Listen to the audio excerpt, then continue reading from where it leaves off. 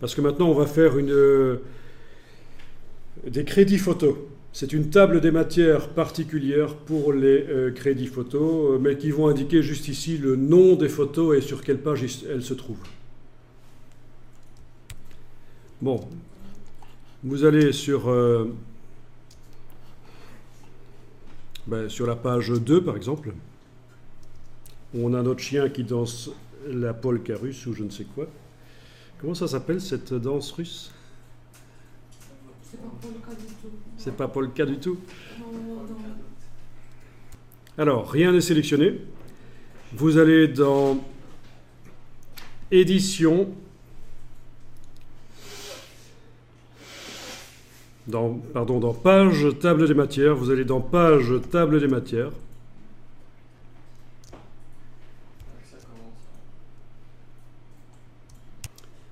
Alors, je vais faire une table des matières qui va reprendre toutes les légendes qui sont sous les images.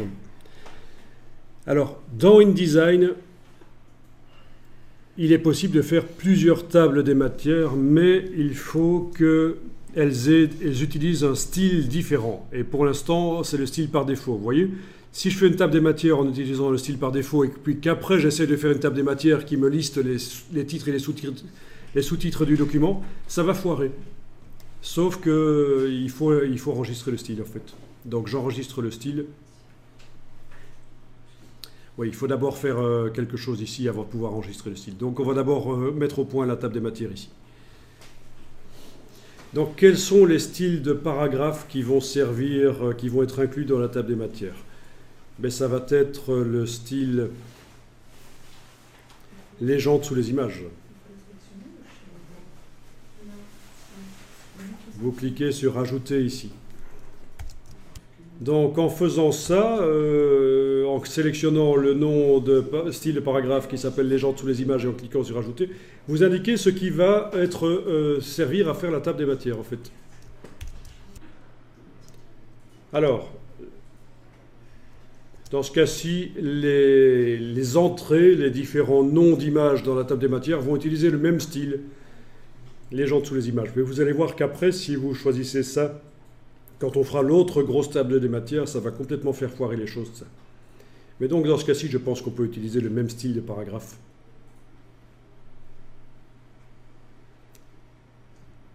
Alors, vous allez demander d'avoir plus d'options. Et dans les options supplémentaires, vous avez une option qui s'appelle Continue. Et vous cochez cette option Continue. À quoi ça correspond, vous allez voir après. Bon, ben là, maintenant qu'on a mis au point les choses, on va pouvoir enregistrer le style et dire que c'est les crédits photos. Voilà, il veut bien. Je clique sur Enregistrer le style et j'indique que c'est la table des matières, TDM, crédit photo.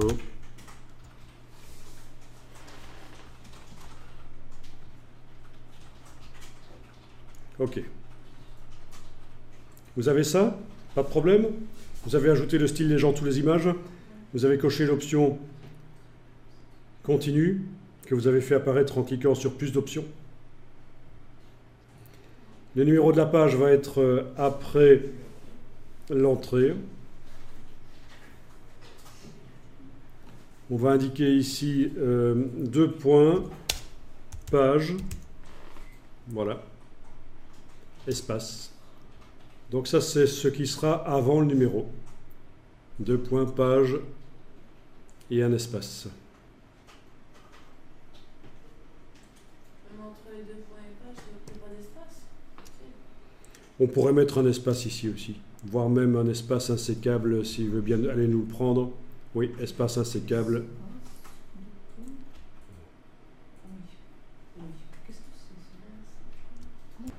Ah oui, on pourrait même mettre un espace insécable après le mot page, comme ça le numéro ne sera jamais sur une ligne suivante. Donc un espace qui ne peut pas être coupé. OK ?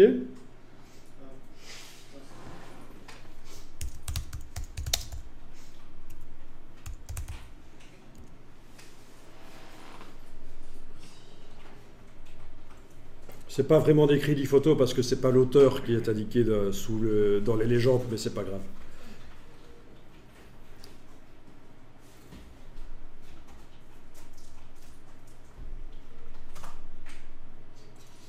Bien, donc je clique sur OK.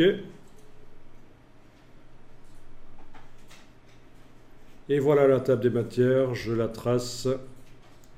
La voilà. Et bien ça marche.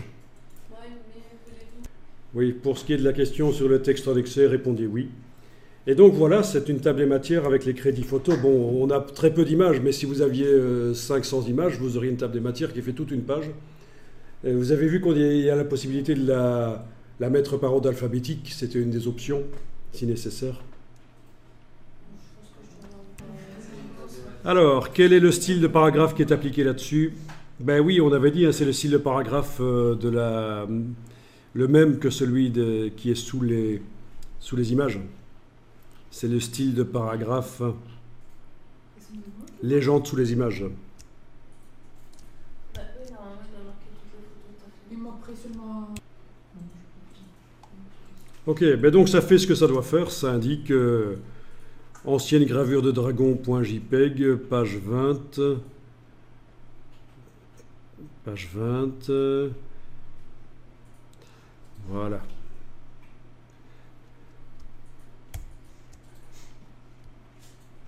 Donc ça marche chez vous aussi.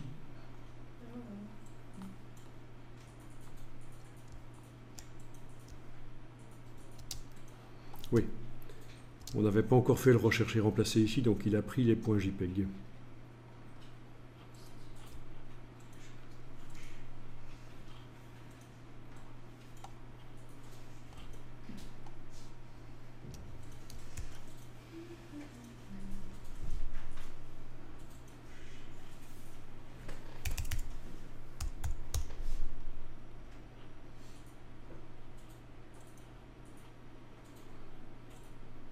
Ce sont des légendes dynamiques, je parie ceci.